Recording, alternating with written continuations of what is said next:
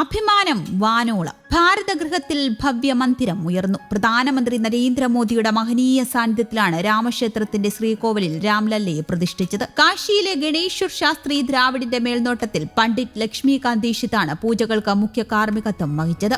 RSS സംഘചാലക് doctor Mohan Bhagwat, Sreerama Janmabhumi തീർത്ഥ trust അധ്യക്ഷൻ മഹത് നൃത്യ Gopaldas, Uttar Pradesh governor Anandiben Patel, മുഖ്യമന്ത്രി യോഗി ആദിത്യനാഥ് എന്നിവരുടെയും സാന്നിധ്യമുണ്ടായിരുന്നു. 12:29:8 മുതൽ 12:30:32 വരെയുള്ള പവിത്രമായ അഭിജിത്ത് മുഹൂർത്തത്തിലായിരുന്നു പ്രാണപ്രതിഷ്ഠ. 84 സെക്കൻഡ് നേരത്തോളം ചടങ്ങ് നീണ്ടു. രാംലല്ലയുടെ വിഗ്രഹത്തിന്റെ കണ്ണുകൾ തുറന്ന് അഞ്ജനമെഴുതി. കണ്ണാടി ഉപയോഗിച്ച് ഭഗവാൻ തന്നെ ആദ്യം ഭഗവാനെ കണ്ട ഈ ധന്യമുഹൂർത്തത്തിൽ ഇന്ത്യൻ സൈന്യത്തിന്റെ ഹെലികോപ്റ്ററുകൾ അയോധ്യയുടെ മണ്ണിലേക്ക് പുഷ്പവൃഷ്ടി നടത്തി. ചടങ്ങുകൾക്ക് മുന്നോടിയായി 50 സംഗീതോപകരണങ്ങൾ ഉപയോഗിച്ചുള്ള മംഗളധ്വനി ക്ഷേത്ര പരിസരത്ത് മുഴങ്ങി. 51 ഇഞ്ച് ഉയരമുള്ള കൃഷ്ണശിലയിൽ കൊത്തിയെടുത്ത 3 അടി വീതിയുള്ള വിഗ്രഹമാണ് അയോധ്യയിലെ രാമക്ഷേത്രത്തിന്റെ ഗർഭഗൃഹത്തിൽ പ്രതിഷ്ഠിച്ചത്. 5 വയസ്സുകാരന്റെ രൂപത്തിലാണ് ശ്രീരാമ വിഗ്രഹം കൊത്തിയെടുത്തത്. 300 കോടി വർഷം പഴക്കമുള്ള കല്ലിലാണ് പ്രശസ്തനായ അരുൺ യോഗി രാജ വിഗ്രഹം കൊത്തിയെടുത്തത്.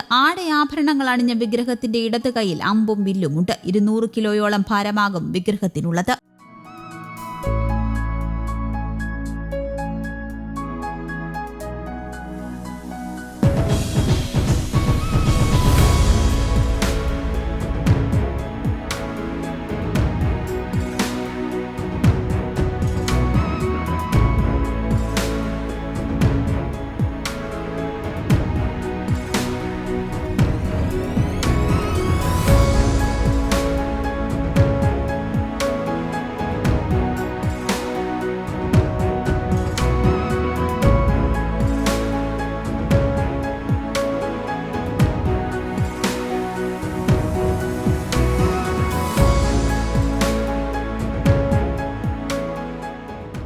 News desk Kerala Kaumudi.